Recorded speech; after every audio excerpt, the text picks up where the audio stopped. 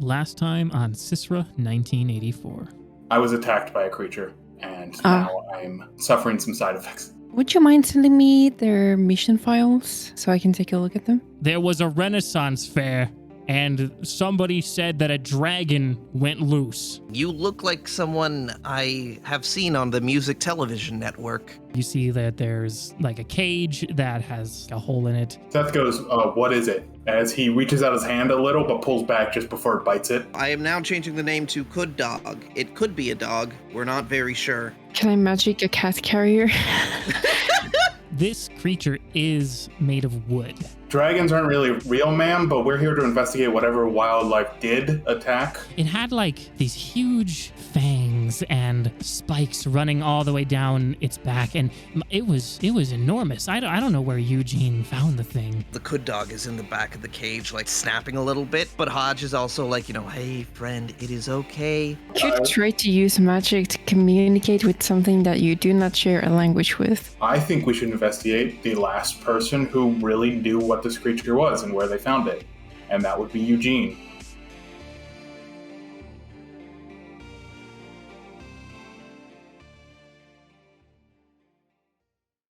Two things. One, I want to point this out now. Jordan, do you love your token that I've made for you?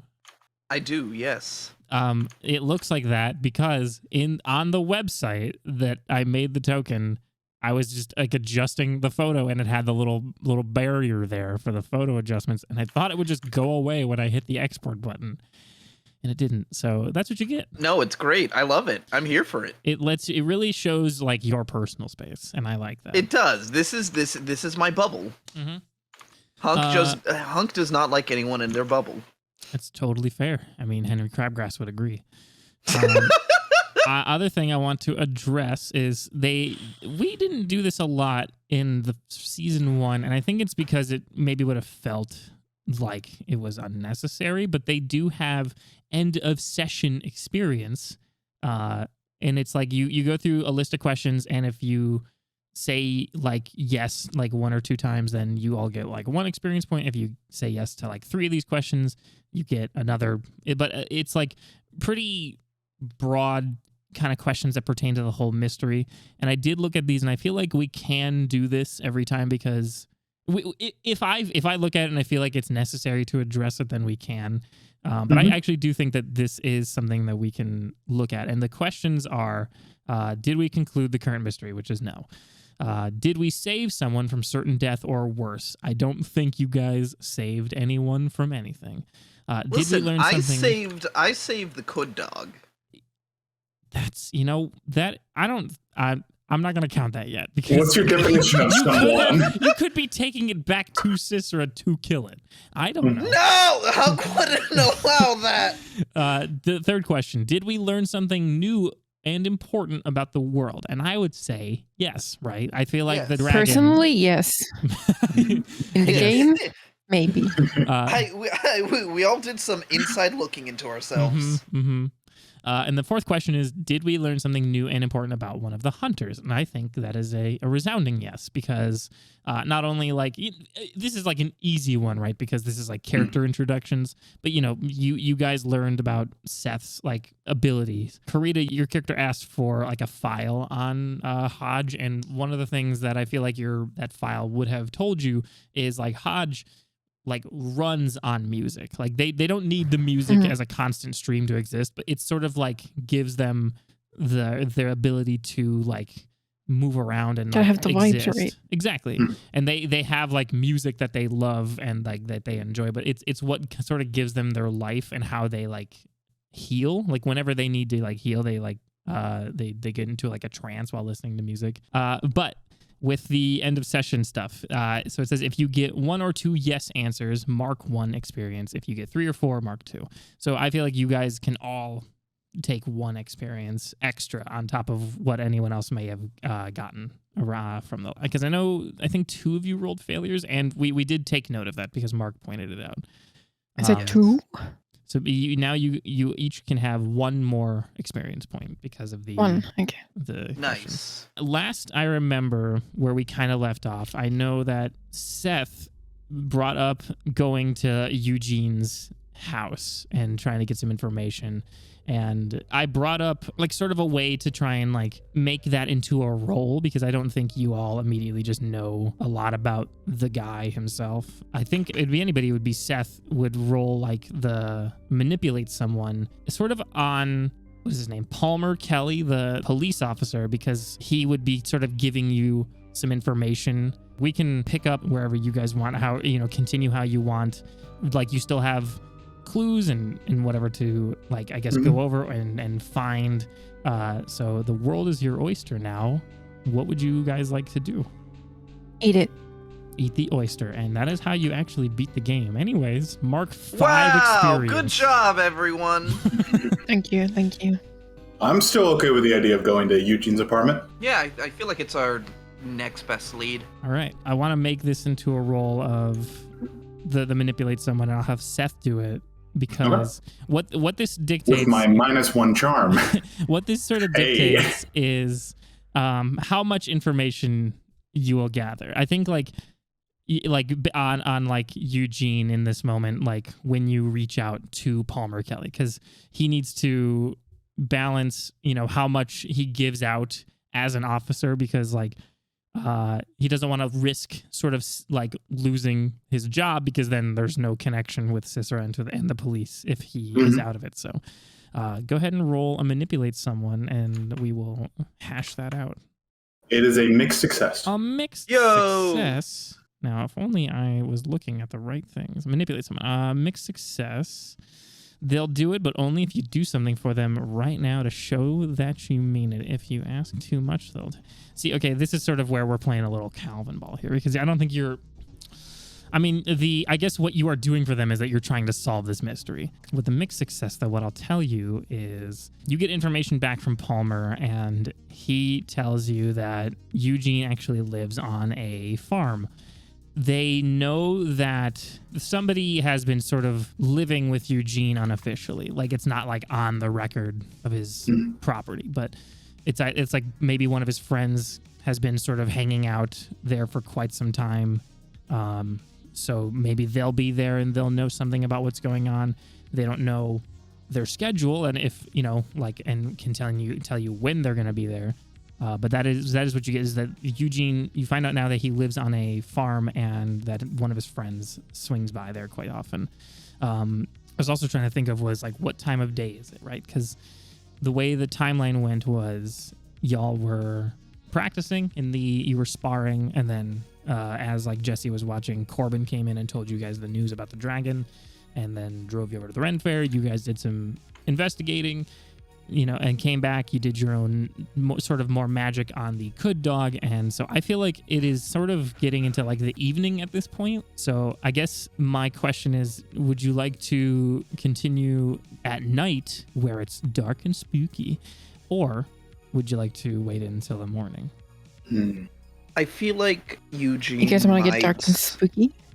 I always want to get dark and spooky, but I feel like Eugene might be a bit more skeeved out if these, 3 people come up to him in the middle of the night, or at night, opposed to like in the morning. Hey, Jordan. I think he'd be more surprised that we showed up in hell, because he's dead. That was the guy. Fair. That was the legs from the first session. Oh! You're right. Sorry, you're right. I maybe should have recapped a bit more. I think I assumed a little too much there. Yeah, Eugene was the one running the show, and he was the one that got bit in half. That's right. Okay, then Top half has come back. He's just the bottom now. The top half ran away. Then yeah, sure, fuck it. I mean, we can, if we go there and the other person who's living there is there, we could just say we're friends of Eugene. We hadn't heard from him in a couple of days, and we were worried. Shane, real quick, I just also want to remind you of that thing from last session. I know. I am Okay, aware. cool. I wasn't sure. I'm the Jeeper, bro. I got this shit. I'm the Jeeper. I'm the Jeeper, baby. Jeepers, creepers, where'd you get those peepers? This is I showed the other two this, because I remembered that I had it, Jordan, but this is a map of Bakersville. It's based off of Nice. Pawnee, Oklahoma. I've sort of just picked some locations that I felt were appropriate for these. I don't know if anyone has any opinions on where anything else should be I think placed. CISRA should be in the middle of the lake. Oh, it is an underwater facility. Would the That seems fine. would the It's Ren not Fair underwater. It was just on a dock, but the dock like disconnected, and now it's floating out into the sea. no one can get it back. we went for a very long walk on a short pier. Mm-hmm. This is just general layout. I felt like putting CISRA up there made sense, like sort of away from everybody, and then I think like as we sort of figure out more of this world, we'll figure out I'll find more things to put on the map. Okay. Yeah, imagine me putting together this tall fucking rectangular map just for these. Okay, and like that's it. Like there's nothing else after this. I was going to say back to the original question. I'm okay with evening because I'm inclined to think that the faster we move on this mystery, the better, since there's a giant dragon currently roaming the land. Not to rush, but it is just kind of it is kind of a situation. I don't know. You guys want to go bowling? Yeah, I would like to go bowling. What is bowling? Hold on to your dookie. It's about to get spooky. All right. Well, we stray further from God every day. I think then if I'm going to make an assumption on this, I don't think anyone else has a means of transportation besides you guys sort of reaching out to Corbin now when going to places like this. From the last part of the session, Corbin was pretty pissed off because he had gotten bitten by the Could Dog in his attempts to calm the Could Dog down the first time after Hodge had failed. And Corbin kind of just like stormed off into his room when you guys got back to try and blow off some steam, you assume. And like now I think you need him again to get to Eugene's farm. And so you walk into his room and he's just sort of he's like his hands are together in like a very meditative way, and you can see him like doing some breathing exercises and his eyes are just like closed. He's just like I think Hodge just very like loudly goes, "Hello." Ah! Okay. Hi. Sorry, did not mean to interrupt your meditation, but we would like to go to Eugene's farmhouse. Well, I already did some driving today. I don't know. What if I use the magic words, please and thank you? I will say I do appreciate that. If I do this, can you guys make it seem like I was pretty helpful in this mission and like put in like a really like a good word for me on the report? Sure. Yes. Well, all right. Well, all right. That was easy. Everything's coming up, Corbin. All right. that I was like that actually went way easier. Good job, guys. You figured it out. We did it. We solved your report puzzle. We can jump cut it then to literally just now you guys are outside of this farm, and it is pretty typical. There is just like the house in which you assume Eugene would be living in, and then like there's the field. It's not huge by any means, but it is a rather sizable one, and then there's the barn nearby. And it's getting darker out, right? Because it was evening. We'll say it's like roughly 7 p.m. Kind of like reaching the time where like sun is about to set, but it hasn't yet. It's actually like very pretty, It's very like got that like burst of colors that peeks over the horizon. But yeah, you see Eugene's house and you see his barn, and Corbin just says, I will be out here if you need anything, please. And I mean, like, maybe you shouldn't need me for much, but I mean, if you really, really do, I will be out here. And you see him, he gets back in the truck and you can sort of hear through like the, through like the windows. It's like a, almost like a self-help tape that he put in to like keep him calm. And so he's just sitting in his truck listening to this. Feel the cool breeze wash over your face. Like it's The guided ocean meditation. spray. So yeah, you guys are Namaste. outside of Eugene's living area. If he were alive, who would like to go into a place and try something? I'm happy to go. Although before we do, can we solve the Hajj situation for a moment? Is he still wearing the plague doctor mask and cloak? I feel like Hodge would have taken it off. But they probably have their trench coat and like Trilby hat on. Their Hellboy outfit, so to speak. So no plague doctor mask though. No plague doctor mask. All right, I will remember that. All right, so now that's out of the way. All right, then let's go knock on the door. So you just go up and knock on the door of the house. Mm-hmm. Okay. Yeah, you're just knocking, and so far there's no answer. Like that, you don't hear any. You don't see another vehicle besides Corbin. In fact, like while you're waiting at the door, you like look, you turn around, you just still see Corbin's truck, and you see him in there still listening to his guided meditation. And there's no other vehicle, and you don't hear any sort of sound on the inside. What do you do? No lights, no nothing. There's a few lights on, but you don't like. Are you trying to like peek through the window or something like that? Mm-hmm. Yeah, no, I mean, there's, as far as you can see, there's no movement. There's just a few lights on. It seems like it's rather quiet in there. Do we have a radio with Corbin? Do we have some kind of walkie-talkie or? It is the 80s, so no cell phone. 80s. I will allow a walkie-talkie. I was going to mention to him, I think I'm going to go check around back. Can you keep an eye out for any cars and let me know if anybody shows up? Roger. I think Hodge wants to go check out the barn. Okay. The barn, actually, like that, you can see it's not like locked. In fact, it's not even like closed all the way. Like it's like fairly cracked. Like the door is like fairly cracked open. Not like broken, like, just sort of opened, like slicing the pie just a little bit. Wait, I have a question. Well, yes. Where's the good dog? I think they left it in their room.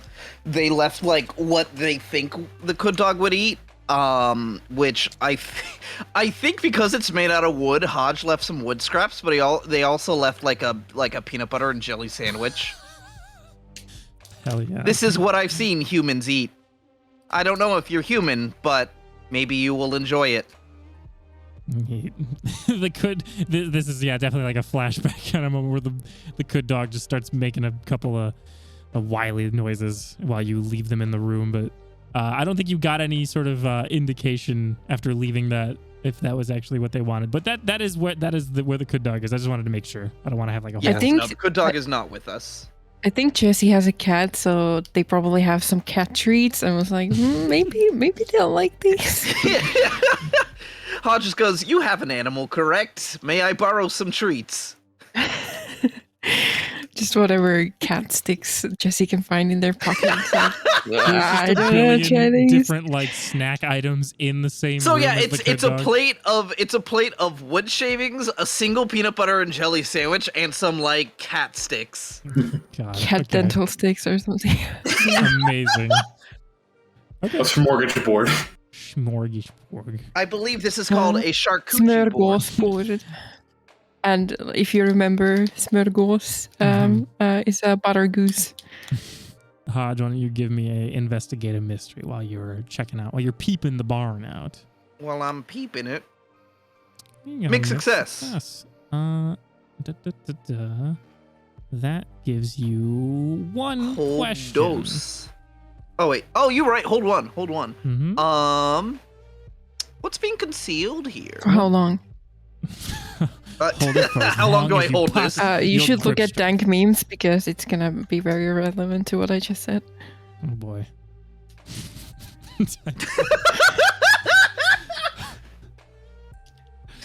Okay. One. All right.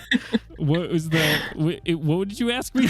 What's being concealed here? What is being concealed here? You look into the barn and you see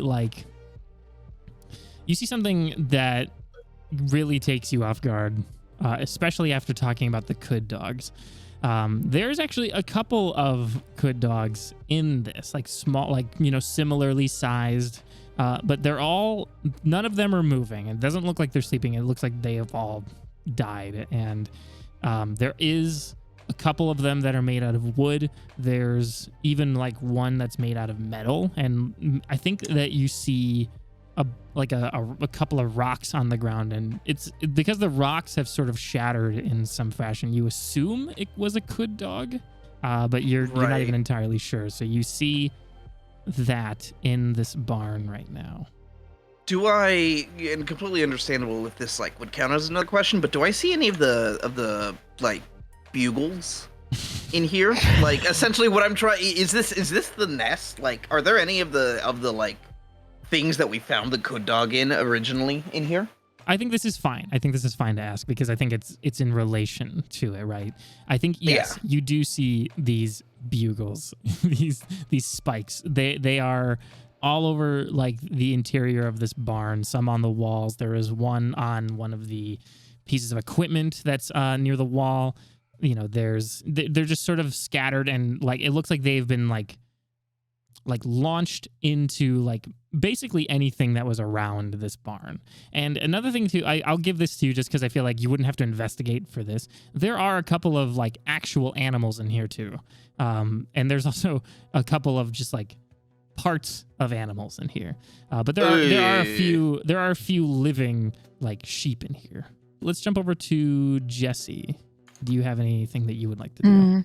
The only thing that just immediately came to my mind is if they have does the house have a basement that would have a door leading outside of the house, on the side of the house? I see. I know what you're asking. The storm doors. Yeah, or like a cellar door or something. Yeah, no, this house does not have that. And so if it has a basement, that you would not know if it has one, because it's not accessible from the outside. I can give you that one for free. I don't feel like you don't need to pull out a magnifying glass for that one. All right. Could I try magic to unlock a window or something? You can certainly try. What is there an effect with magic? Do one thing that is beyond human limitations could work. I'll give it to you. Go ahead and give me a use magic roll to try to jimmy the lock of a window from the outside. And that would be, you're going to add your weird to it, which is 2. 12 total. 12 total. This goes off without a hitch. It is totally perfect. There are a couple of sliding locks on one of the windows, and how does this look? How does your magic look in this moment? You rolled super good, so you kind of get the agency to describe this. I guess since I already kind of have access to force-based magic or wind-based, it's just kind of like a very strong push on the latch inside the house to open it. All right, perfect. Yeah, and then the latch comes undone, and you are able to open up this window and crawl right in. Is anyone nearby? Or, I know Hodge is at the barn, but where is... I believe Seth went around the back. Okay. I guess they would just go in. All right. Before I show you something, I want to quickly jump over to Seth. I want to know what Seth is sort of planning. Seth is going to try the back door. Okay. Yeah, you do see a back door. You're just going to are you trying to knock, or are you just trying to open it? No, just open it. Okay. It is unlocked. Okay. You just walk right in to the back. And now that you have both entered this, I'm going to take you guys to another screen. Now, forgive me. I just wanted to make a good layout, and you're just going to have to deal with it. All right. Sure. Shut your mouth, all right? I put my heart and soul in this. So around here is where I believe Jesse went in through the window. This over here is where Seth made his way in. I think like literally the both of you sort of enter into the house at the same time.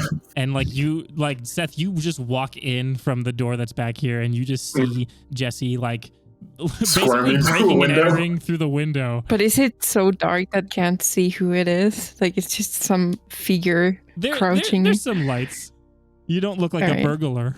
But it's not weird. It's just not. We don't have like a moment of like pointing at each other, being stop right there.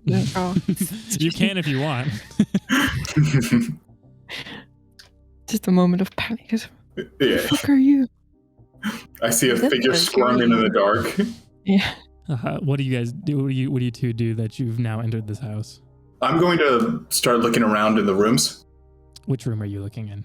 I want to go bedroom first, so top left. All right. Give me an investigate a mystery. Got it. Give me the butter. Give me the pepper. That was a 11. That was a success. That is 2 questions. I get 2 questions. My friend. Mm-hmm. Do you need me to redo the questions? What pants? Am I wearing pants? Whose pants are these? You know your questions are. Yeah, I want to do what is being concealed here, and can I hold a question? Yes, you may absolutely hold a question. Okay, then I will hold the other one for right now. What is being concealed here? I think that you checking out the bedroom first specifically. What is being concealed here? Crusty sock. Oh, you. Oh, Eugene, you dirty bastard. You see like tranquilizer darts just sort of scattered around like the floor, like randomly, just sort of across this house, and in the bedroom as well. And it looks like a lot of them have been sort of like because there's the darts, but it looks like a lot of them have been like extracted to like take what actually is in the darts themselves. Like you see a lot of them have been broken open. Why is none of the seating pointing at the TV? Where are you supposed to sit? Listen, I just copied a house that I saw, all right? You ask those people. Why are there 2 chairs? Is that a table in the bottom? Yes. Or is that another couch? This is a couch. Okay. This is a sink. This is where you go eat. There's no oven and no fridge. I just wanted the sink to be the What is this, Karina's house? What you can't what do you do now, Seth? I want to. Are any of the tranquilizers full? Or is there like a box of them? There's probably a couple of them that are still like untouched. You're gonna take a couple. Inject yourself. Yeah, see, you're gonna pocket a couple of tranquilizer darts. Yeah, and there's no gun or anything, right? Not that you can see. No. I will take some because I do have a sniper. It's not a trank sniper, but. I mean, potato. This only takes these bullets, but we'll see. You never know. I can modify it. Okay. Did you still want to hold your question for now, or did you want to? Yes, I do for right now. Then Jesse, what are you going to look at? I guess the other room that's like closest to me. All right. Give me an investigate a mystery. Not great. No. What's my plus for that? That is a good question. Investigate a mystery is sharp. Sharp? Okay, that's 6 total. 6 total. I believe that's a fail. Doofa, that is a fail. But you get to mark experience. You do get to mark experience, so there's that. I get to pull a hard move. You implode. One thing that you the barn explodes and Hodge is gone. No. Oh man, hard moves. Hard moves are so fun because like I get to and I feel bad right now for Jesse because Jesse. You did start the sentence off with "This is so much fun." Well, I feel bad. So far they've gotten injured and now they're right. Last time they rolled a hard move, you know, they got hurt and then they got a mixed success with their magic and got hurt again. It's like there's so much that's like going on right now. It's just it seems like it's just against Jesse. Ah, man. Jesse has had a break from the field. Or a little rusty. They are a bit bookish, so. What'd you call me? You go into this room, and one thing that you do find is there's a lot of these like papers on a nearby sort of desk that is near the door, and it's just kind of got a lot of different words scrawled out onto it. You see things like you just see the words like Dogar and Roarman, Chompy, Trogdar, Hagrid, but there's one piece of paper that has like in lots, just it's circled over and over and over, and the word is Hodag. This is his OC room. Well, this is my fursona. It's a Hodag. While you are looking at these different pieces of paper, you don't hear somebody coming up from behind, but you hear them say, shit, what the fuck voice is I gonna do? They say, shit. What are you looking at my OCs for? Got any pointers? You hear them say like, are you a fucking cop? No.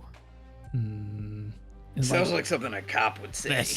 It sounds exactly like something a cop would say. How do I know you're telling the truth? And like they're behind you right now, and you can feel like something cold pressing up against like on the top of your back, and you can only assume that it is a gun. And like, so they're asking you like, how do I know you're telling the truth? I can empty my pockets. I'm not armed. Is there anyone else here with you? No, there's no one with me. Did you say that like kind of loud? Yeah. I think, Seth, you do hear Jesse say that, but I'm wondering if like Seth has like that kind of intuition, right? Do I have to roll to hear? No. Actually, no. How about this? Jesse, why don't you act under pressure to... What you are trying to do is sort of give away to Seth that you are in danger without letting this person know that is what you are trying. Like, you're trying to sort of get something sort of over them. Okay, pressure. There it is. Roll plus cool. Do I have any cool? You have one. One. I'm gonna use luck here. Oh. Ooh, that was a fail. I rolled a 9, which is a mixed success, but I'm still gonna use luck. Oh, interesting. Okay. Interesting. Okay. All right, then yeah, Seth, I would say then you definitely hear Jesse give off the like, I'm there's no one else here with me kind of like vibe when they say that out loud. So you have sort of been tipped off that there is maybe someone in the other room that is nearby. Okay. What do you do? I'd like to sneak around the corner and peer in to where Jesse is. Would this be an act under pressure? Would this be or read a bad situation? Okay. I would say I'll let you, if you wanted to do something based on what you can already guess, which is that there's somebody in there, then you can try to act under pressure and try to do something. But if you fail, then it could be pretty harsh. You could try to read a bad situation to try and get more information about what is happening. I'd like to read a bad situation first. Okay. So it's plus sharp, but my sharp is 0. But that is a success. Oh shit. Yeah. So I believe, what is this? I get 2 questions? No, on a 10 plus hold 3. Wow. Oh, damn. Okay. Wow. What's the best way to protect the victims? Which in this case would be victim, singular. The best way to protect the victim is to apprehend the person aiming the gun at their back. I will say though, because with that question, I guess what I should have gone with first was what's the biggest threat, which is are they holding a gun? Here's what I'll give you for asking that question is that you can peek in without being seen. You can see somebody. They've got like a pretty thick like brown jacket on and like a hat, and they are holding a rifle, and Jesse is sort of just trying to remain calm while they have this gun held up to their back. To them. Okay. To them, yeah. Like the gun is pressed up against their back. Like Jesse is not facing this person. Like this person is sort of trying to keep Jesse facing the wall right now. Yeah, got it. Okay. I'm going to use magic. You do have 2 more questions if you want. Oh, I do. Yeah, you asked what's the best way to protect the victims. That's what I gave you for that. So you have 2 more questions if you would like. Okay, and then I want to go. What's my best way in? Like, what's the best way that I can sneakily get into the room without them noticing?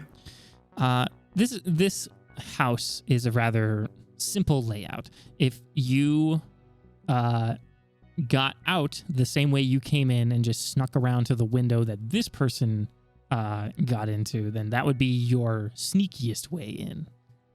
Okay, interesting. Going all the way around. Every window's gonna be open by the end of this night. It's not a very huge house, right? And then so it's not like it would take like a long time to work your way around. I guess you would just have to hope that nothing ticks this guy off enough for him to do anything, and that Jesse can stay safe in that time. But that's your best way in. And then I guess my last question is, are there any dangers we haven't noticed? Which would be, is there anybody else around? The dangers that you haven't noticed immediately is that this person also has a bugle strapped to their side.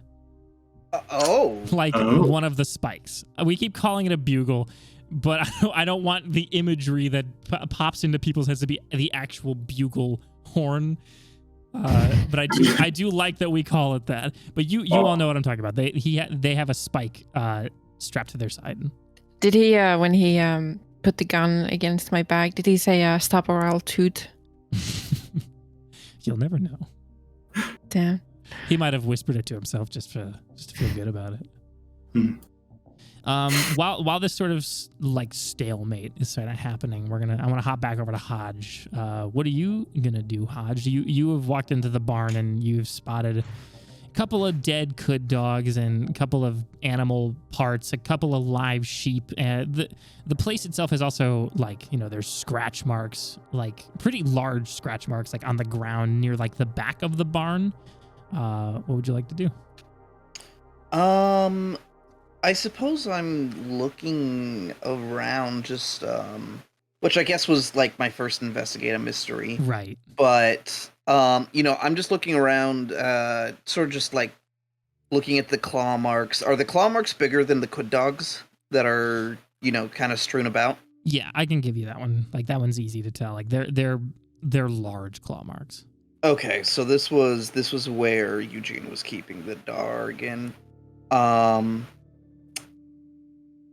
I think Hodge is just gonna. I think they've sort of seen everything that they need to see here. Yeah, I think they're gonna go outside. They're gonna attempt to leave the door as it sort of was, and they're gonna go attempt to join the others at the house. Okay. Let me think here. I feel like, because I want to make sure, because this game encourages that you split the party up, which I get, right? I get it. Mm-hmm. But I want to avoid things from being like too messy here. So here's where I think, because I wanted to make sure like a lot of these things can be happening at like the same time, or like something's happened and then like, oh, we jump 2 minutes back and like figure out what happened here. I think now the scene is like you've headed back towards like the front door, and you are like maybe outside the front door. I think like maybe you do notice the window is open, but I don't know if you crawl in immediately yet. But like the way that I feel like this freeze frame is that Hodge is outside the front door. Seth is sort of crouched, in between here, trying to like gather information. Jesse is in here and has a gun up to their back. Seth, I know you are the one right now with some motive to do something. Mm-hmm. I think that this guy is going to keep on talking to Jesse, and they're going to say, what's your star sign? I'm a Gemini. Yeah, me too. Oh, wow. Did we just become best buds? I think that they're gonna ask, like, are you here to try and take that dragon from me? Dragon? What? No. Eugene, he owed me money. I'm just here to get what's mine. Eugene didn't owe anyone any money. Eugene doesn't talk to nobody except the. You're full. You can feel the gun pressing up against your back a bit more. I need you to tell me who you are right now. Well, my name is Tristan. I don't know Eugene very well, but he borrowed some money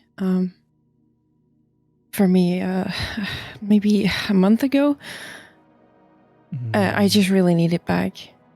Roll act. Wait, what did you do act under pressure already? Yes. That's true. I don't think I need to make you do it again. Manipulate someone? Yeah, okay. That would probably be the role here then, yeah, is to try and get them off your back. Or like at least get them to calm down. The sort of thing here is like, what are you trying to do? You're trying to get them to not just shoot to you. Put their gun down. Mm-hmm. And your charm, if I believe, is a It's negative not great. 1. Alright, boy, here we go. Ooh, well, that's a 6 total. Oh no! Oh shit! Okay, well, mark experience. 6. I want to manipulate someone. What is? It's hard move territory again. Okay, here's the thing. So you had a 6, correct? Yes. Okay, you still get so keep your experience. Seth, if you want to help out and bring it up to a 7 to give them a mixed success. But the thing is, here's the problem: is you have to help convince this guy. Like, this is a manipulation. Oh yeah, I couldn't really. You can't help by shooting this guy in the leg or something, and then like that gives Jesse a mixed he success. owed him money. Right, like you have to somehow. If I wanted to help out. Right. Now, can I do something else instead of just like helping out? Can I use magic, for instance, to attack him? I would need to do a hard move. Okay, you would need to do it. Okay. I think that. Why don't you tell me what you would like to do? I feel like you can sort of hear the tension kind of rising. Can I roll protect somebody?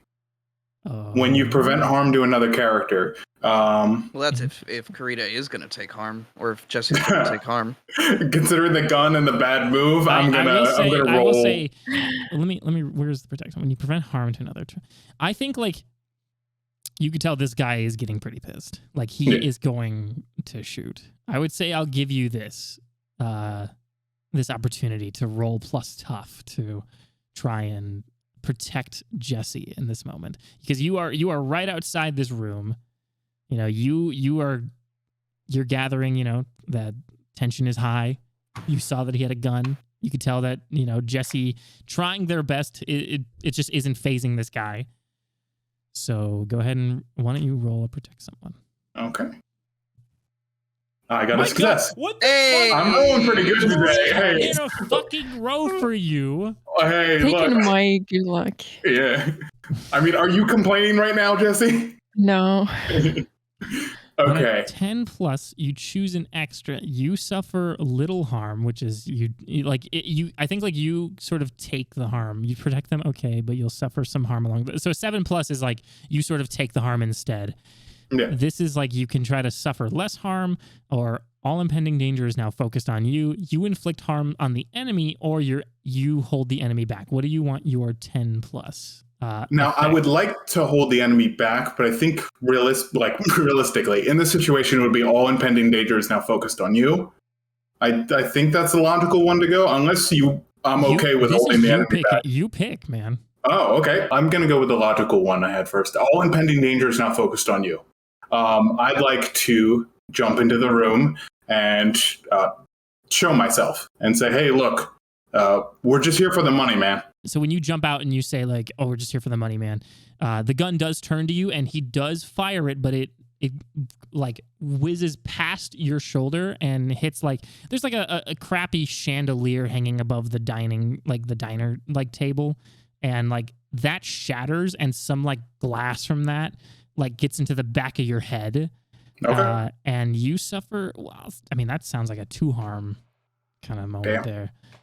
And then Hodge, you hear this gunfire go off. And the glass shatter. And the glass shattering. What do you do?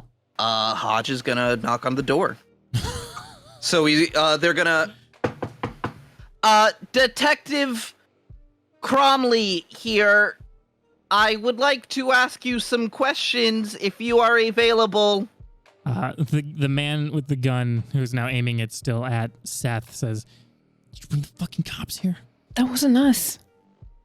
No, man. Look, we just have the, and then I'm going to use magic. Okay. You're trying to shift your arm? Yes. Okay. Go ahead. Let's see. Where is use magic? Yeah, give me a use magic roll. God damn. Well, no, what is your intention here? Like, what is Seth trying to do here? Because I feel like you need to tell me like what your Seth is going to use his arm to disable him from being able to use the gun. So you're trying to like break his arm in 3 places. You're trying to you want to use your golem arm, like your golem form there, and you want to like change it and then like attack this guy to try and like disarm him. So my arm is a shifter golem. It allows me to shift into different forms, and so I want to use one of those forms. Right. Do you know which form you want? Yes, I do. Okay. Go ahead and give me a use magic. And maybe I might have to use my luck point. Although with how good I'm rolling, we'll see. That is a mixed success. You know what? I'm going to do what Karita did. I'm going to use my luck and to make it a complete success. Okay. What is your fucking... You both have luck shit. You all have luck shit that I have to keep in mind. Yeah. Hold on. Yeah. Give me a sec. Okay. What is the form that your arm takes? I'm using number 5, the Yataveo. Okay, so we see like as Seth brings his arms up to try and be like, hey man, we're cool.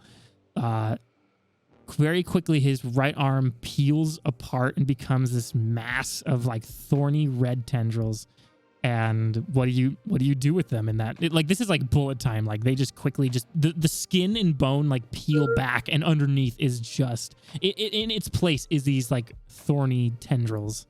Okay. Let's see here.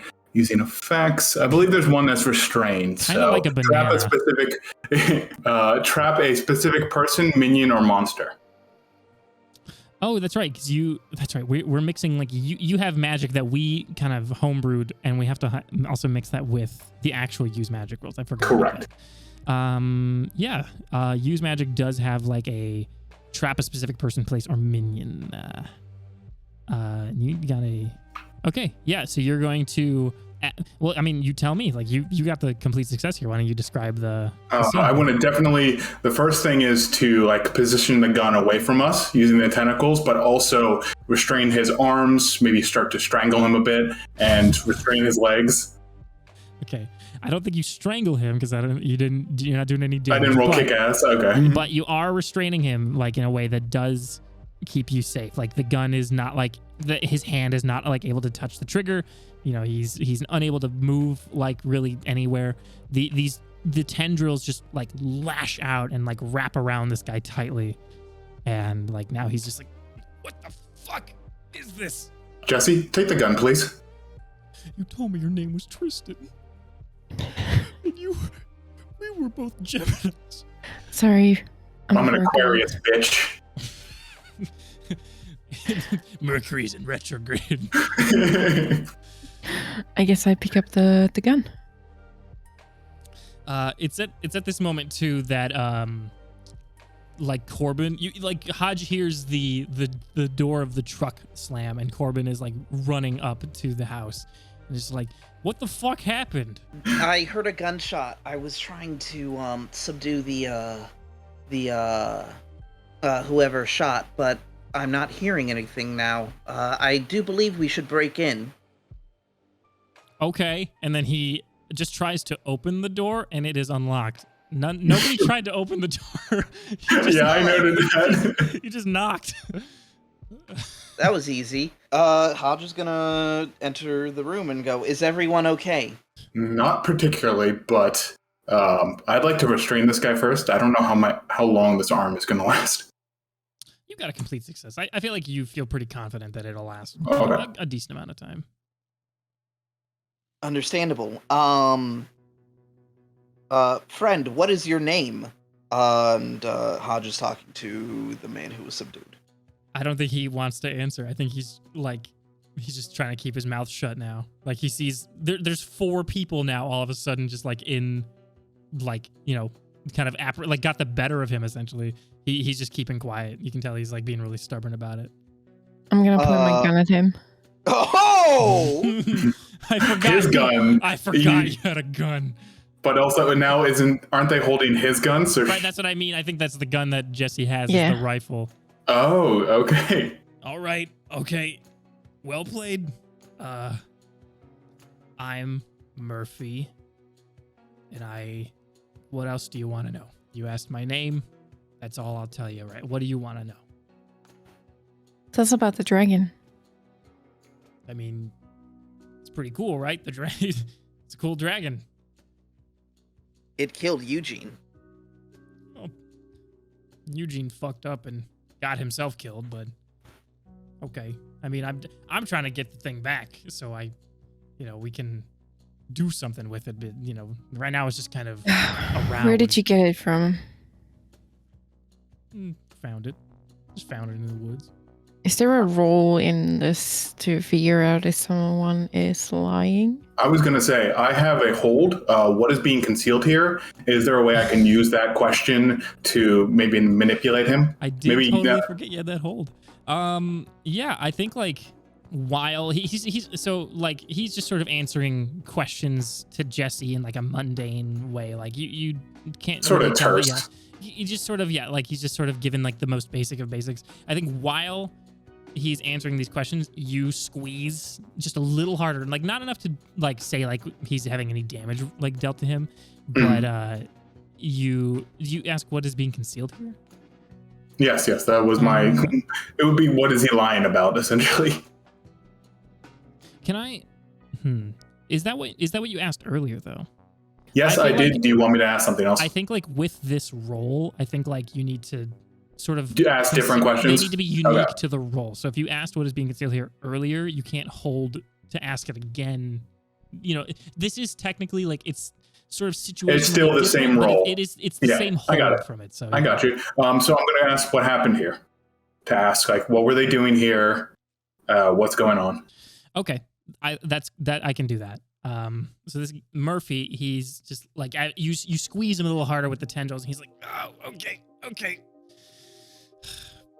So we found this thing, and he has like a hand that's like free. That's like it's just like he can just kind of point with his fingers with it, and he's pointing at Jesse, and he says, "We're calling it the Hodag, but we thought it'd be cool if we like presented it as a dragon to show people we wanted to make money off of this thing, and if we showed people the potential of the Hodag, then they would be more inclined to pay for it, to see it. We just found it. We found it. I've got means of tranquilizing animals, and Eugene had the space. We both had the means of grabbing the thing after we knocked it out. It was a real bitch to haul over here, but we did it and set up to make some fucking cash out of this. And then Eugene went and got himself fucking killed. How did that happen? And I point at the spike. I mean, sometimes it just shoots off. Actually, did you roll investigate a mystery for this? No, I did not. Or I think you did, but that was a failure. But I think because I think that's what caused all. Oh, that was this. for the first room. Yeah. Yeah. Okay, I'll let you. I feel like to get a bit more out of him, you Okay. have Yeah. to roll it again. I like Can the fact do that they that. fell off is like one thing, but that doesn't really explain anything. God fucking. Oh no! Wait. What is it? Plus. Sharp. I got 1, so that's 7. Oh, that's Oh, wait, well. that's a mixed success. It's not a failure.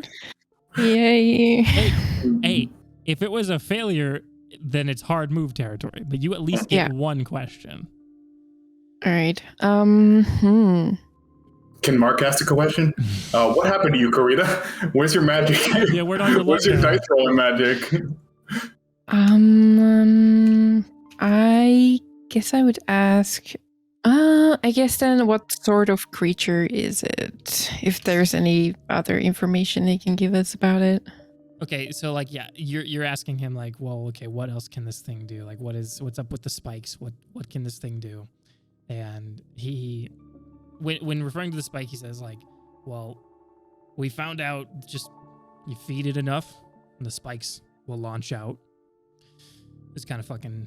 I mean, like we had to make sure we steer clear. Like we would just kind of throw some animals into the barn, and whenever it would wake up, it would eat the animals. And I mean, I had to pump those animals full of the tranquilizers that way it would also get inside the hodag and keep it asleep for as long as we could. If you really want, there's a couple of VHSs out in the living room that you can watch. We were recording some of the stuff that this thing was doing. If you wanted to kind of get a better idea of it. All right. Now that he's essentially given us everything currently, is there a way to restrain him? Do we have any handcuffs, anything, or? I don't know. Do you? I technically do. I have a tranquilizer. Oh. Oh my that's God. Right. That's right. You fucking jacked the fucking tranks. I'm going to, while holding him, I'm going to inject him. Although first I will ask, you have any allergies? he's bullshit. But I think I need you to act under pressure.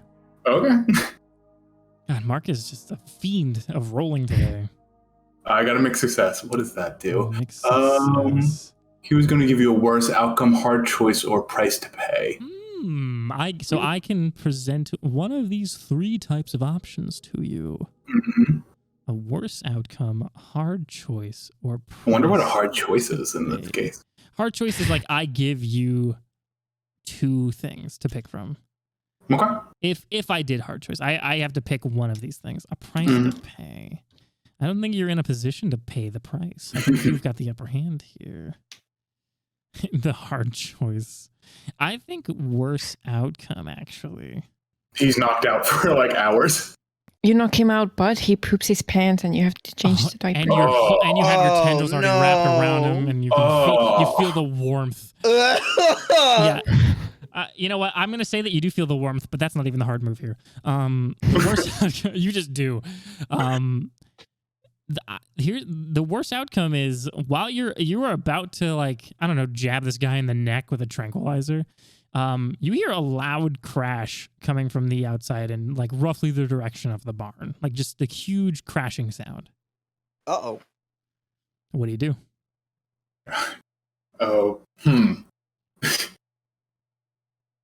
I want to still stick him. Okay, I'll say like that can happen. I feel like that's totally fine to keep happening. You jab him and he's just like fuck Out like a light. Yeah, he just gets knocked out. Hodge says, I do believe the mother has come back to her nest. Oh, that's not great. Let us go check it out. Hey, y'all want to go and peep the monster outside? So I'd like to peek out the window. Still Okay. in the house. Safely. You peek out the window and you just see...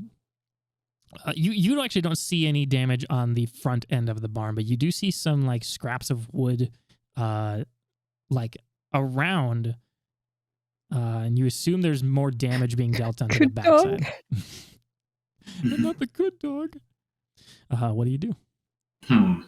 Should we go out there? If it is the mother, like Hodge said, we're in kind of deep trouble. Yes, but I do believe running would be worse than at least attempting to fight it. Good point. I am still bleeding from the back of my neck, so Yeah, you have your 2 harm to deal with. yeah, maybe I'm being a little overly cautious. But since I do have a sniper, I'm happy to take sort of like back position. I will give it to you and say that it is in the back of Corbin's truck. Oh yeah, I'll have to go outside. I don't think to you'll get it. have it on you like as you were getting in the house. I think because why would you bring a sniper rifle into like a, you know what I mean? I'll say it's in the back of Corbin's truck. I feel like that's also like part of this move here. And how much harm does it do, Mark? Like just generally speaking, like if you look at the stats of that rifle, I believe it does 3. 3. Let me just make sure. Yes, it does 3 harm far. Okay, I will say that like Jesse's gun, maybe I don't think it's kitted to be like a sniper rifle. I think it's just sort of standard rifle. I think that would deal 2 harm. Okay. And like and you have to be if like the gun that Jesse is holding, if someone were to use that, you would have to be sort of like mid-range, or if like you were trying to do it far away, it would be like harder kind of thing. Because I don't think there's a scope on this thing. But I wanted to make sure that was sort of like in case anyone was wondering about the stats of this gun. So Seth, you're going to go out to the truck and try to grab the sniper rifle. Yeah. What is Hodge and Jesse doing? I think Hodge is going to run out to the barn to go investigate it. What is Jesse doing? I feel like for protection, they would probably go with Hodge.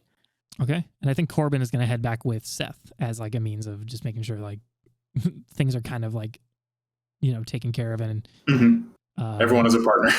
Yeah, like no buddy system, exactly. Hodge, I'm gonna assume that you sort of like are sprinting towards like the front of the barn here. Yes. Well, actually, you know, you tell me. Like, are you gonna go through the front, or are you gonna go towards the back? No, I think Hodge isn't like trying to think of battle tactics right now. Hodge is just trying to figure out what the fuck's in here. So yeah, they're gonna go in through the front. Okay. Yeah. You enter in through the front of the barn door, and you see. I mean, your guess was correct in, you know, with the assumption that was made there. You see I wish I wasn't correct. What you have been calling the mother of the good dog, the dragon of the Renaissance Fair, what has been sort of more recently named as the Hodag by Eugene and Murphy. And it is just sort of destroying this barn. Like it didn't like make its way in through the front. It is like crashed through the back. It is thankfully has sort of dodged some of the more load-bearing supports of this barn, but it seems like it's kind of pissed. What do you do? Panic. No. Now I feel a warm sensation. I think Hodge is gonna shoot it. I forgot you also have a gun. I have a huge handgun, baby. Yeah, I would say like that. See, I give the excuse that the sniper rifle is in the truck because it's big, and like, you know, like why bring a sniper inside of a house? I can imagine the gun sort of being like strapped somewhere on the. I imagine Hodge has trench a coat. side strap. Like yeah, he has like a cop like side strap on his body. He is strong, so I assume he can carry that around all the time without any worry. So you're gonna try and shoot your big handgun at the Hodag, which has a 3 harm.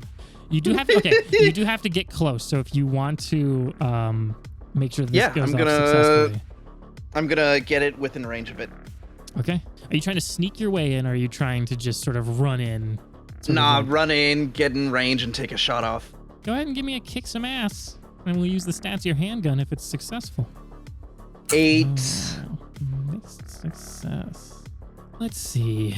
So you take a shot at this Hodag, and the closer you get to this thing, the real like realization of size is starting to kind of hit. It is enormous. This thing is like maybe like 15, 20 feet long. It like towers over you in like a very just like wide and tall, like just sort of like big way. And but you're not like within punching distance of it. You're close, but not like that close.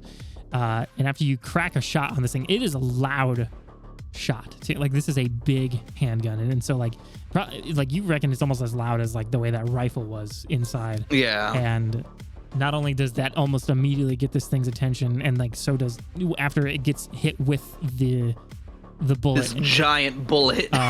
You see too, it doesn't like penetrate all the way through. Hey! Uh-oh. It does leave a mark, and it does look like it did some damage. Hey. How does we remark? You definitely don't feel like it did all the damage that you were hoping for in that moment. And in retaliation, because you have gotten just close enough, this thing is going to like scream in your face. And like you get like, you love the vibrations that music give you. But this is a different kind of vibration that you're feeling. These are bad bassy, this is a bassy bad vibe that this thing is giving as it's roaring right in your face. And after it gets done roaring, it's going to whip its tail at you, and it's going to inflict 3 harm, but you only take 2 harm because of your armor. Oh boy, that ain't tasty. No, it's definitely not. Jesse, what do you do? I want to try to trap it with magic. Okay. I think I want to try to like hold it down until I guess Seth can get here as well. Okay. Just buy some time. Yeah, go ahead and use magic to hold this thing. No. I cry for you, Karita, please. What is it? It's 2 1s. No! Jesus. Okay.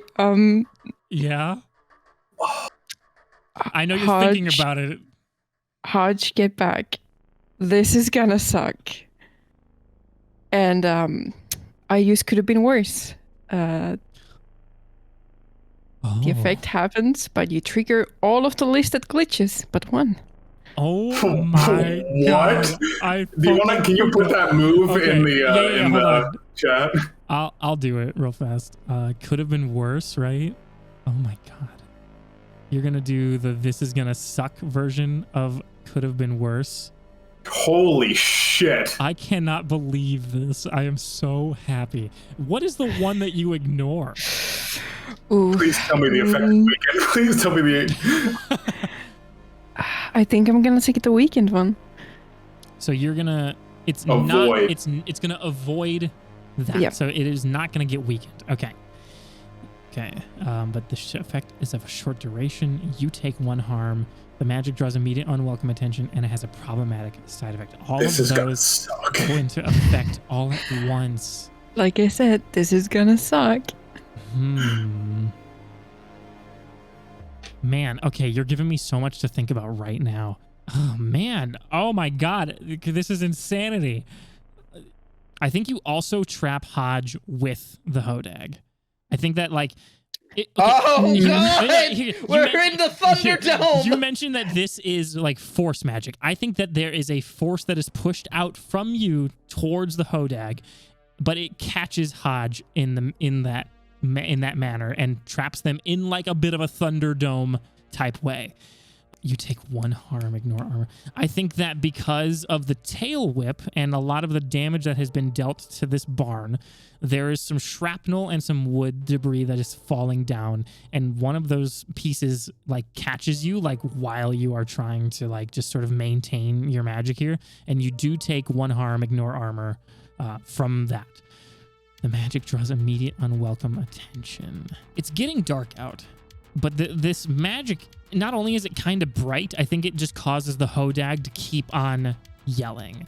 I think that like this roar can definitely be heard pretty far. You gather. It has a problematic side effect. I mean, I would assume the problematic side effect is it traps Hodge. Yes. You know what? I'll let that happen. Yeah. I think that is the problematic side effect is that it gets Hodge. And I mean, I don't know how well Jesse would know this, but it's the one that you also left in there was that its effect is of a short duration. So maybe that's good because then it gets Hodge out sooner, but then you also have to consider that the Hodag won't be trapped very long. So Seth, you sort of I think like the barn door has opened enough that you can see sort of what just happened. That it is the Hodag, and yeah. But Okay. like Hodge is also sort of trapped in this sort of confined space with the Hodag. So I turn to Corbin and I go, it looks like we need to get in there now. So take me in. I get in the bed of the truck and I prepare my rifle, and I'm hoping that Corbin will drive us in. I think this is act under pressure. Okay. And I want you to tell me before you roll, where Yeah. do you want pretend you succeed. Where do you want Corbin to drive? Close to the barn, close enough that if we need to get in a fast getaway, we can. Okay, go ahead and give me a act under pressure. All right, let's see. Mixed success. What is on the mixed success? It's going to give you a worse outcome, hard choice, or price to pay. Hard choice or price to pay. I feel like I don't want to do worst outcome because the worst outcome is what summon the Hodag. A second Hodag show. That was a mixed success, by the way. Yeah, well, That was worst outcome.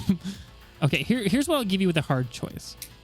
Is you're wanting to set yourself up for a shot here, I'm assuming, right? Like you want the truck kind of parked outside the front of the barn. You're not trying to crash through it. You're not trying to run over Jesse. You want it to be in front of the barn. Get yourself in a position that you can shoot the Hodag and possibly make a getaway. The hard choice is if you shoot, and if it's not a perfect success, Hodge is really close. Okay. So your hard choice is sort of going to be determined on if you decide to roll kick some ass, because you have to roll a complete success to not potentially hit Hodge Okay. with your rifle. Okay. What do you do? Hodge, I love you, buddy. I'm going to roll kick some ass. What does that mean? What do you mean roll? I'm going to aim for its eye. Yeah, okay, that'll actually make it better. That'll actually definitely help you see. Go ahead, roll kick some ass. God, please, luck.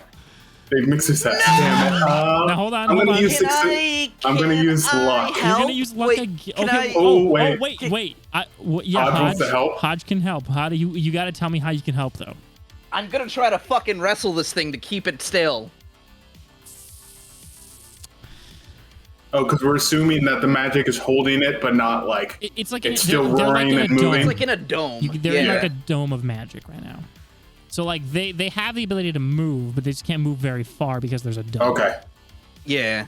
So what I'm thinking is I sort of want to like crawl up the back of it and like try to keep its head still for Seth to aim in its eye. Okay, so if you want to help out, I'm gonna put the drop down here for you, Jordan. I almost called you Jesse. The help out. So when you help another hunter, you get a roll plus cool. On a 10 plus, your help grants them +1, which would be exactly what they need. A 7 and 9, they get the +1, but you also expose yourself to trouble or danger, which I will tell you just as a freebie, it is not. You get shot. No, it is not that. Oh, it's not. So, Okay. So, but this is still like up to you if you want to still help out. Yeah, I'm gonna help out. Okay, go ahead and give me a help out roll. I got 2 cool. Okay. Okay. That's okay. Okay. But I get a +1, so I do You succeed. get a +1, so you succeed with your rifle shot. That does it's a 3 harm, yeah. Uh-huh. I Can I think help out with the help out? No, you're kind of frozen using your magic. Yeah, you are kind of locked in right now.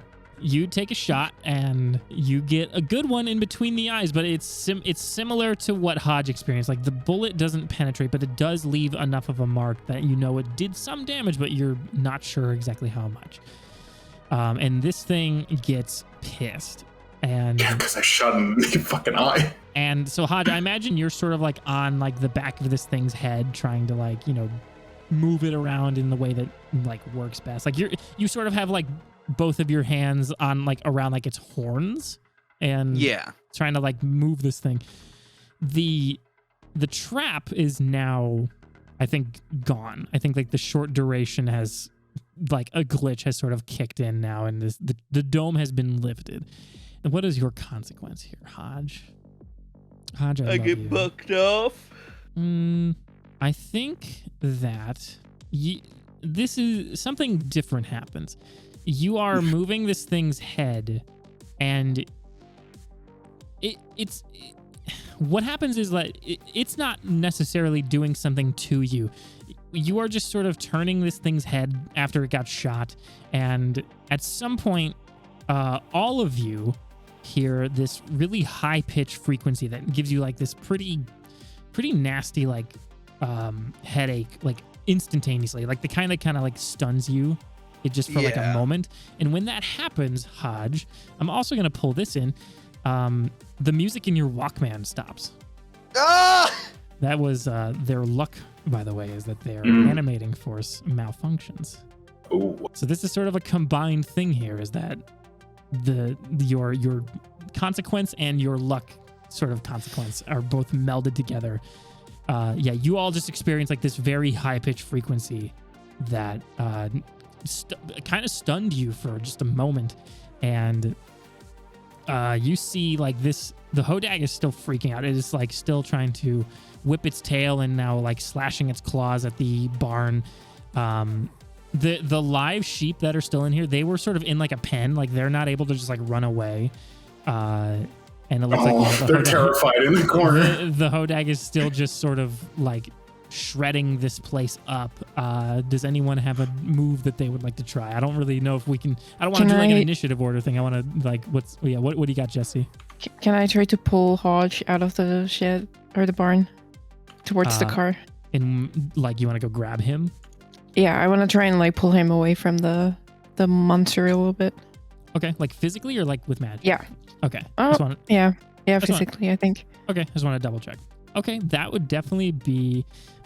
Yeah, I would say it's act under pressure, and then because like there is also the read a bad situation, but I don't think because then there's like the how do I protect the victims, but I think like, read a bad situation seems to just be like intel gathering. It's a lot like investigative mystery for a bad situation where you just ask questions.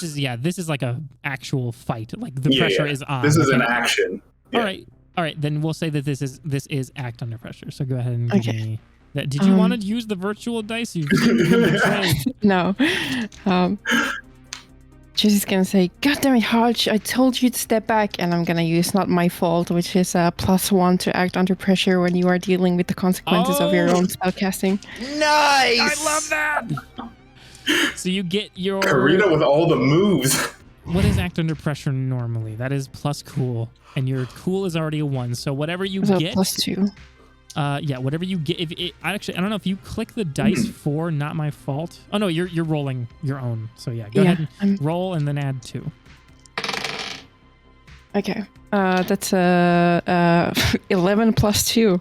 Oh my god! Thank God she's back. That I love Bourne. so much that Karina is able to use so many of her moves already. Okay. While the Hodag is like bucking around and slashing and going crazy inside the barn, they do sort of knock Hodge off, and you are able to run in and kind of near like a stack of hay, I would say. Like, I feel like it'd be really hard to catch a crystal person out of the air, but like I think like you help to sort of soften the blow before he like actually hits the ground and takes any additional harm, and you like immediately help Hodge up and run him over to the truck and hop in. And I think that because Corbin is the one driving, like I don't think there needs to be a roll here unless anyone wants to try and do anything before Corbin does something. Or how close are we to the outside of the barn, or to the inside of the barn? Like, are we like in the doorway? You are like right outside the doorway, and I will say if you want to use your gun again, you kind of have to reload it. Oh, you're right. I guess Hodge is gonna reload. It's a one-shot magnum. That'll be his move, just reloading his gun. Okay. I mean, Seth, do you have anything that you're gonna try? I might do a parting shot, but I don't want things to go worse. Hodge wants to scream out, shoot, hit one of the load-bearing pillars. Shoot her! Shoot her! Shoot her! All right, I'm gonna shoot. Are you gonna shoot the Hodag, or are you gonna take Hodge's advice and do the load-bearing pillar? Shoot something so that the barn collapses. I kind of like that. Yeah, I can do that. Let's see. Let's kick some ass. No. That would not be kick some ass, because kick some ass implies that if you're doing damage to like a person, or like a monster. Oh, what would that be then? Act This under would pressure? have to be act under pressure, I would assume. Okay. Right? Unless there's, I mean, you can't manipulate it. Hey, I need you to fall. Hey, down. Hodag, can you die? Yeah, Thank right. you. I think this would have to be act under pressure. Just see. How about investigate a mystery? What's my best way in? What's my best way out?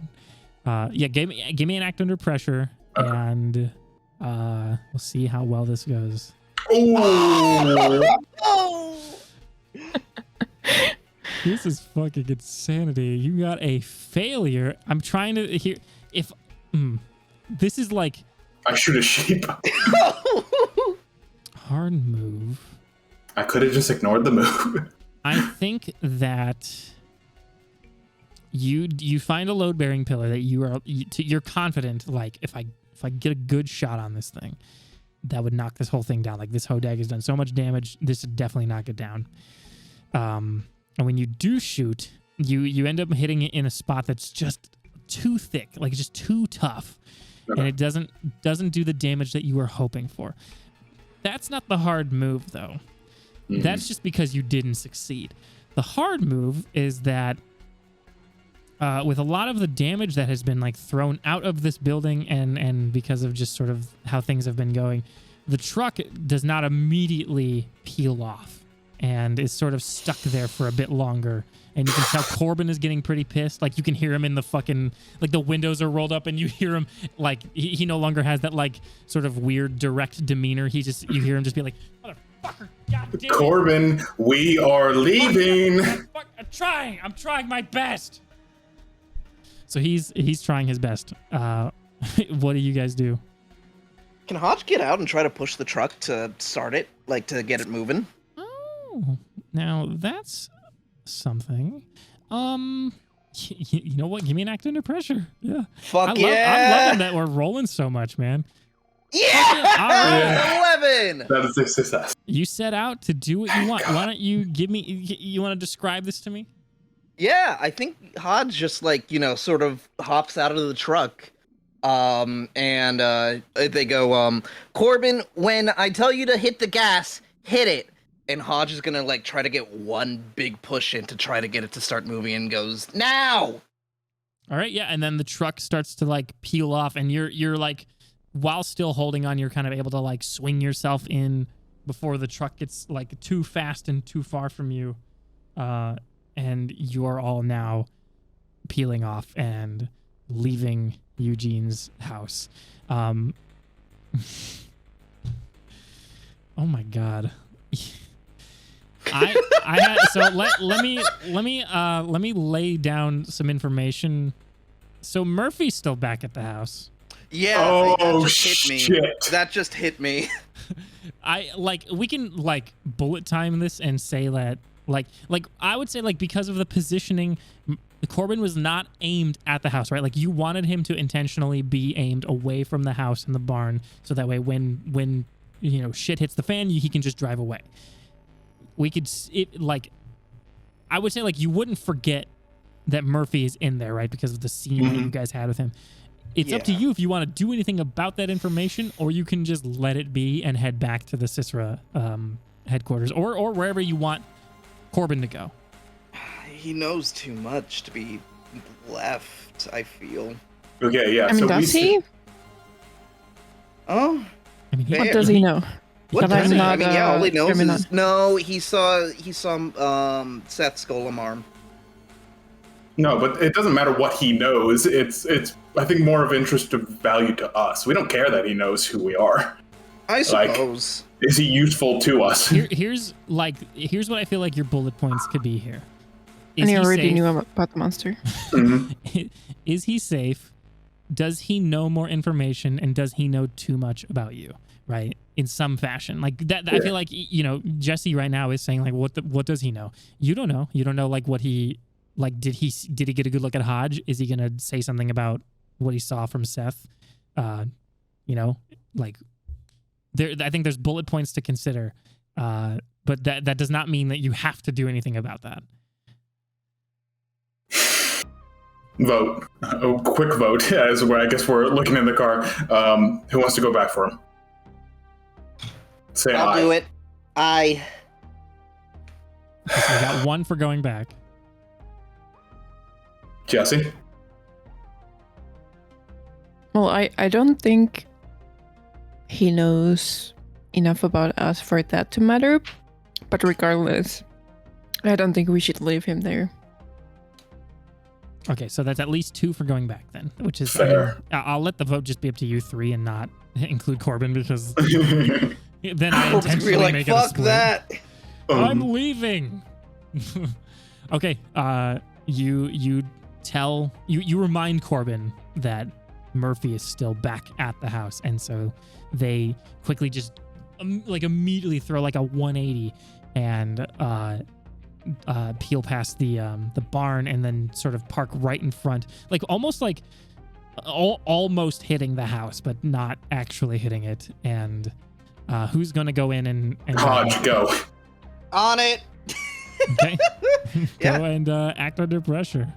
I'm going to keep an eye on the barn and where the was it Hodor? Hodag. Hodag is. All right, I want Hodge to give me a act under pressure to, make his way in and grab Murphy, and get out successfully and smoothly. It's mixed success. Hard choice, worse outcome, or price to pay. Oh, I mean, I guess if somebody wants to help out, if they can explain, because then if they can bring it up to a complete success, then there is no consequence here. But then there's there's always that chance of you being exposed to something dangerous. But that is always an option if someone can help in some way.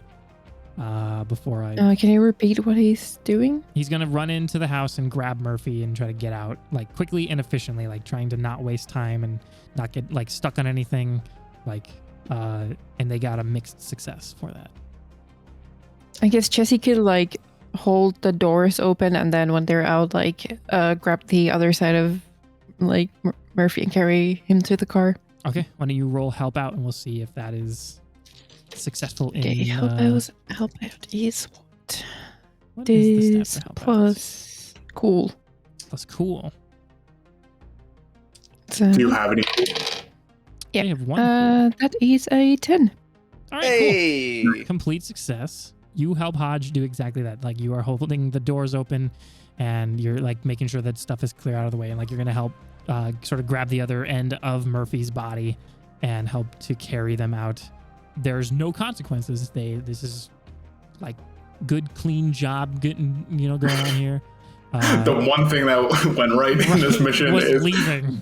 Yeah. And you bring him into the truck and lay him down and hop back in. And I think, but I feel like this isn't a consequence. I feel like this is sort of the natural progression of things here.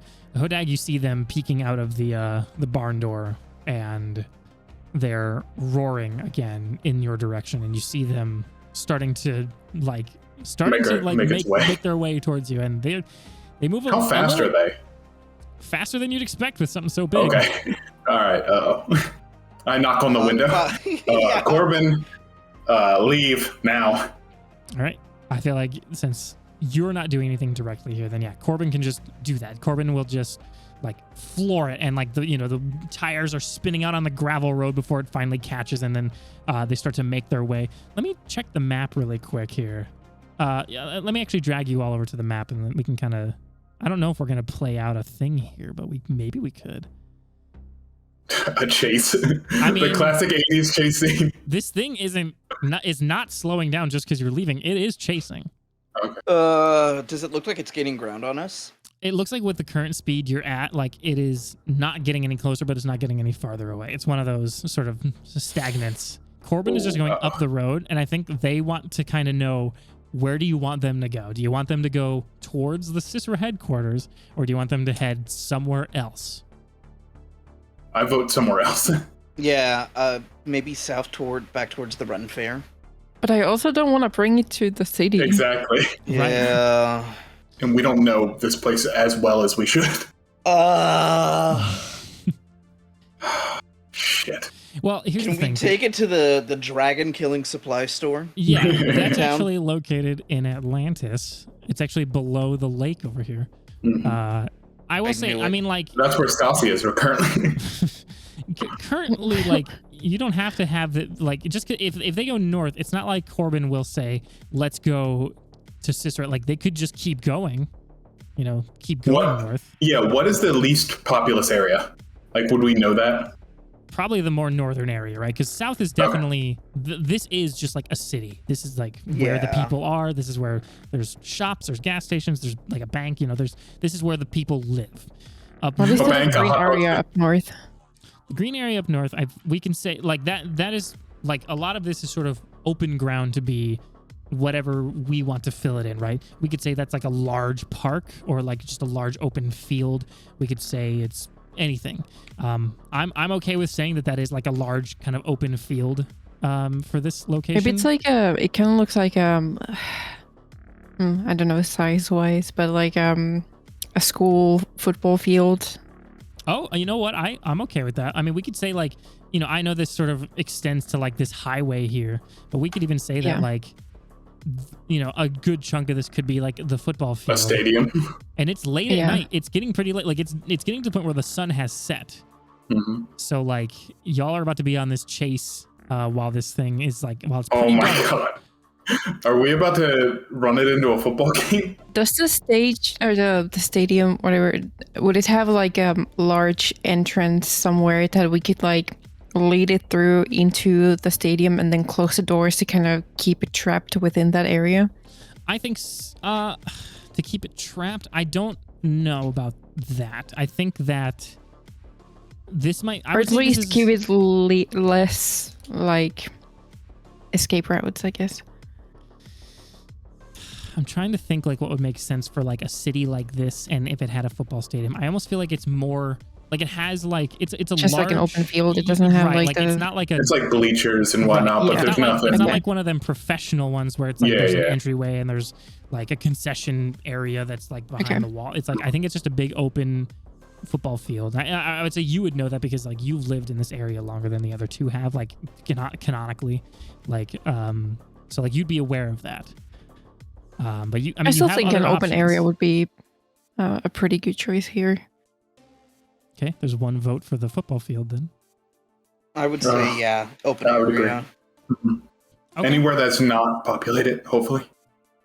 All right, you are now heading north on this highway, and after it's like tense. This thing is like not getting that much closer, but it's not like losing any ground either. And there's like time and like, once you get on the highway too, there's not a whole lot in the way that like slows you down. So like you're able to maintain this sort of tense distance. I would say like they're about like 30 to 40-ish feet. Like it's far, but it's like they're huge. So like it doesn't, it feels like they're closer than they really are. But that's just also because they're so big. And they are just on the chase for you right now. I think along the way, as you start to get to near this part of the turn, Corbin has to slow down just a little bit just to hit that turn. Like y'all are kind of dodging some traffic. Like it's getting to that point where like traffic is thinned, but you also live in like a small enough area that it's not too bad. But so you're dodging some traffic here and hoping that it's some people will just sort of forget about it. But like when they get to this turn, like they have to slow down just a little bit to make it. And the Hodag is getting like too close for comfort, which I would say being close to this thing in any form is too close for comfort. What do you do? Oh, shit. I'm going to make a force field. Oh. You're going to put a force field? I'm going to make a barrier. On the track? Maybe it's so that it kind of like crashes into it before it crashes into the car a little bit. Okay. I'm curious. I mean, Jordan, did you have a question or did you want to wait till after this move to ask the question? Will wait until after this move. Okay. Then go ahead and give me a use magic, Jesse. All right. Add your 2 weird. Then that's 9. That is a mixed success. You're using a wind wall, like you said, right? Because then it's like it's kind of like the glass that you don't realize is there. Okay. Okay. And you did that with a mixed success. Okay. I think like what happens is the Hodag like in like a run, like they're running like a large dog at you, and when the truck slows down like just enough to get that turn, and like the Hodag gets a little too close. You see them like bring their claw like mid-run, like trying to hit you guys. You put up that barrier and it slows the claw down. Like it apparates where the claw is about to go. The force, sort of wind magic, reacts when the claw touches it and pushes it back, causing the Hodag to stumble a little bit. And because you both would have dealt, it's like the harm and the armor like sort of cancel each other out. Like you just cause the Hodag to stumble and not hit you, and because of the strength that the armor has provided from your magic, you suffer no harm from this, even though you got a mixed success. But the barrier is basically almost immediately It was like an air mine almost. Yeah, kind of. Yeah. Even with a 10 plus, I still like would have taken the harm because that's how Kick Some Ass works. But I just would have gotten like an extra effect. So yeah, the Hodag has stumbled a little bit, and Corbin rounds that little corner there and heads their way over to the towards the football field. Jordan, did you want to like do your follow up there? Or did you? Yeah, I had a wild question. Do we have a pager for CISRA? No, I don't think a direct pager for CISRA. I think like because this is back in the 80s, I feel like things are pretty limited, and like a lot of like information has to be like directly brought and sent over. Fair. Okay. Then that is it. That is all. Okay. Seth, do you have anything that you want to do, or do you want to just let Corbin keep driving? I'm gonna let Corbin keep driving. Okay. They're charging their truck over to the football field, and like we said, this is like an open field, so they're not busting through. Like I think if they're crashing through anything, it's like the gate of a fence that was locked, and you see like they crash through like the that part of it, and it just like swings open, and it like dents the front of their truck a little bit, and the Hodag is like behind, and because the Hodag is actually wider than the truck, they actually end up sort of crushing the gate and part of the fence that they just sort of crash through. Also because they're just sort of like crazily just like sporadically running like in your direction. And now you are now Corbin is driving around this open field, this open football field with the Hodag following behind. Is there anyone that wants to attempt something else now? All right. Well, I do have a gun. I could aim for the eyes again, I but have a gun. I might do that just to shoot it and hopefully like maybe make it stumble a bit if I shoot it in the eye again. So I'm going to roll some kick some ass. All right, roll to kick some ass. That was a mixed success. As an 8, as a mixed success, there's almost no way that you could have any help on that one. So your mixed success for kicking some ass is that you will both deal damage to each other.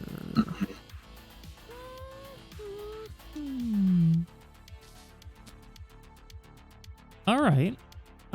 Mixed success here. So yeah, you crack another shot, and I think like you try to aim, even though like you're on a moving vehicle, you do try to kind of aim where you hit him before, like is it still like right between the eyes, to try and like you can tell from the shot that you landed on it and the shot that you can see that Hodge also landed, that the exterior of this thing, the chitin or whatever you want to call it, the leathery hide of this thing is thick, but it's not impenetrable.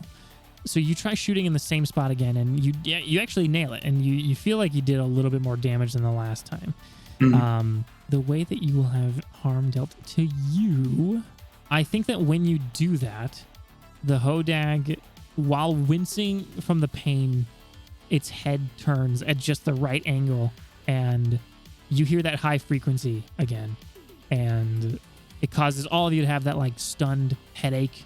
And when that happens to Corbin as well, and like he like turns the wheel a little too much and maybe hits the brakes in a way that like we're not good for this moment, and you end up sort of like falling back on the truck and hitting your head on the same wound that you got the glass launcher, and you take another harm.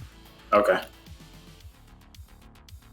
And I think the truck has almost like slowed down, and the Hodag is also sort of like they're still like, you know, here, and they're not running away, but I don't think they're chasing. I think like that caused them to sort of stop for a little bit, but I think that the truck has also slowed down, but not completely stopped yet.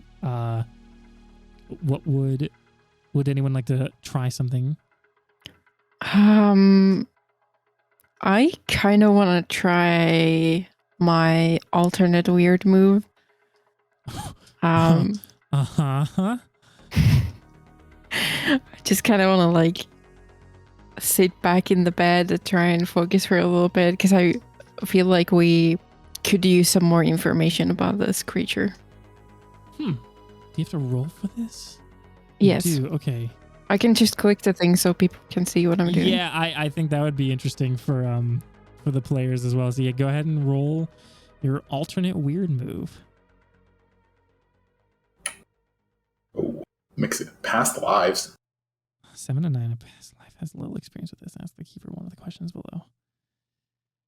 Okay, I feel like what this looks like is, like you said, you're sort of sitting in the truck, very quickly trying to channel and like meditate someone from the past lives that you have connected with. It's because of the pressure of the situation and the immediate sort of attention needed with all of this. I think that it is not a great connection. You're talking to somebody now who has had experience with monster hunting as all of the past lives that are connected to you have, and you are trying to get some insight on if they have ever fought anything like this before. I feel like time has like slowed down, and like if we were to see Jesse in the back of the truck, it's like Jesse is still in full color. Everything around Jesse has sort of like lost its sort of tone, maybe even kind of gone into like the negative, and then somebody from their connections of their past lives is now just like sitting next to them or even standing in front of them while Jesse tries to channel a question to try and get some information on the Hodag or what they can try to learn from this. There's so many good questions, and I want to ask all of them, but I don't know the big one. What is your question here? What did a past life learn too late to help them?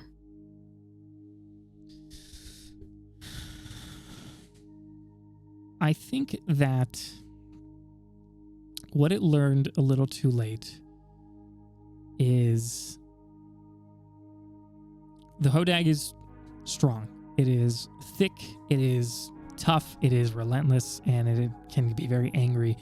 And one of the things that it can do that your past life knows that you don't know yet is when the Hodag like consumes enough the spikes, that's when they start to shoot out, and that's when they start to reproduce in a way. But it's not reproduction sort of that you would have assumed. Like they don't just, it's not like they're making eggs and like laying them and letting them hatch. The spikes, when inserted into something that contains a life force of any kind, the life force will then be absorbed into that spike, and then the properties of the Hodag child will be taken on from what it takes in that life force. And now when you learn this, like it's you, like that explains why your good dog is made of wood, is because the spike that it came from was lodged into the side of the tavern. And this is something that the past life wished that it knew, because when it thought it had the upper hand on the Hodag, and the Hodag then launched a bunch of spikes out into the area around it, a lot of the Hodag children were then quickly born and was able to apprehend this hunter from your past life. They wish that they had known that ahead of time so that they could have better prepared the area that they were fighting the Hodag in, or just the circumstances at all. And that is what you learn from your past life. I guess Jesse just kind of snaps out of it and looks at what was his name? The fucking sleeping idiot? Murphy. And just kind of shouts, the spike, we have to get it out now. Hodge just sort of grabs it and is like, just throw it out? Just get it out. All right. I'm just gonna yeet it over the side of the truck out of here. Okay. He throws it into a perfect football spiral. I almost want to make you roll to not make it stab into something. Can I attempt to break it actually before I throw it? So that way I can make sure, like, essentially break off whatever side digs into the material. So that way I don't need to worry about that. Would he know he wants to do that? Because Jesse was the I only one with suppose, the... I Oh, suppose yeah. that would be if Jesse told us. I think right now, like, you only know that Jesse is saying, we got to get it out of here. Okay, then yeah, Hodge is gonna just eat it out.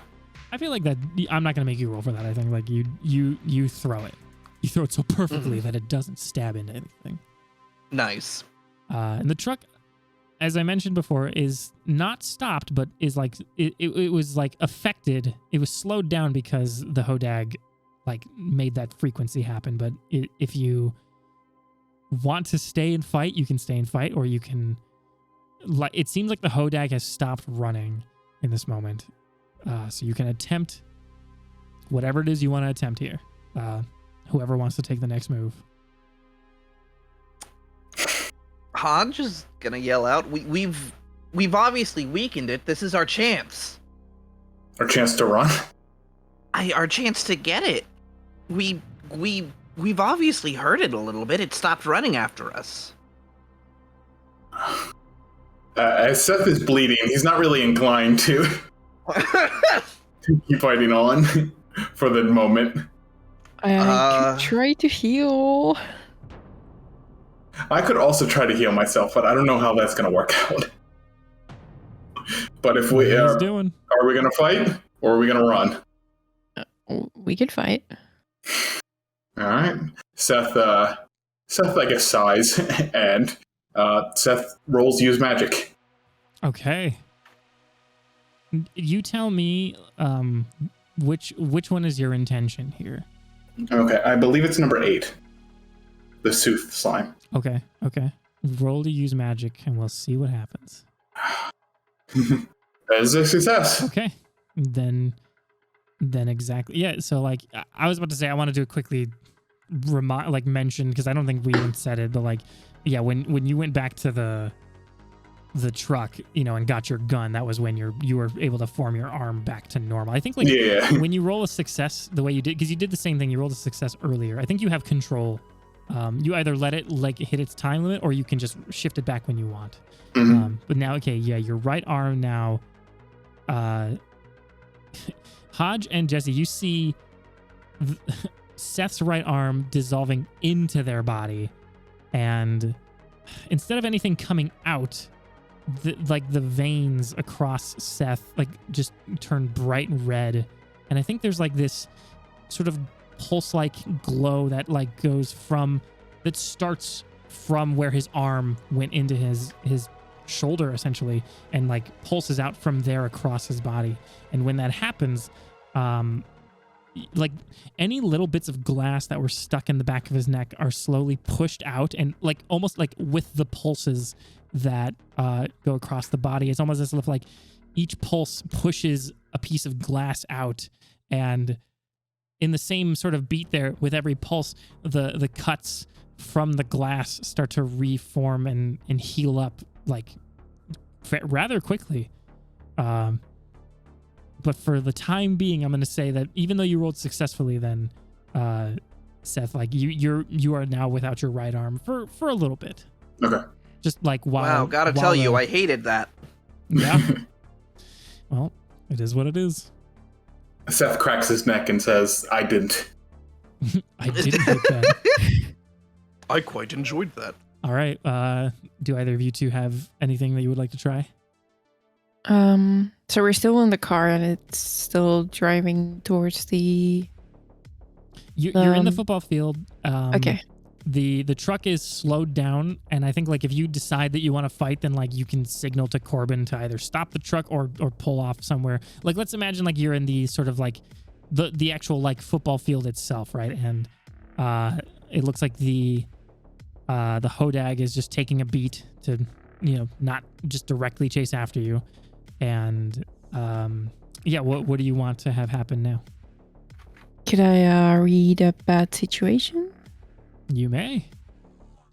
This is sort of like an in-between pressure moment of like things are bad, but you're not completely in immediate high stakes. So go ahead and roll. And I can also use another move of mine, Oh which my is a third eye.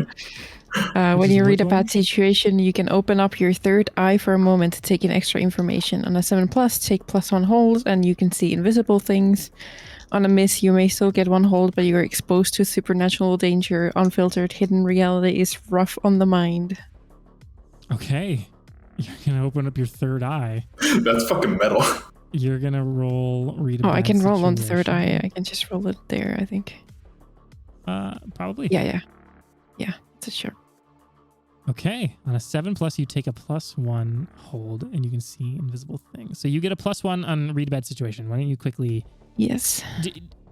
Do you want to use your... Okay, yeah. Go ahead. Tell me what it is you're trying to learn from this.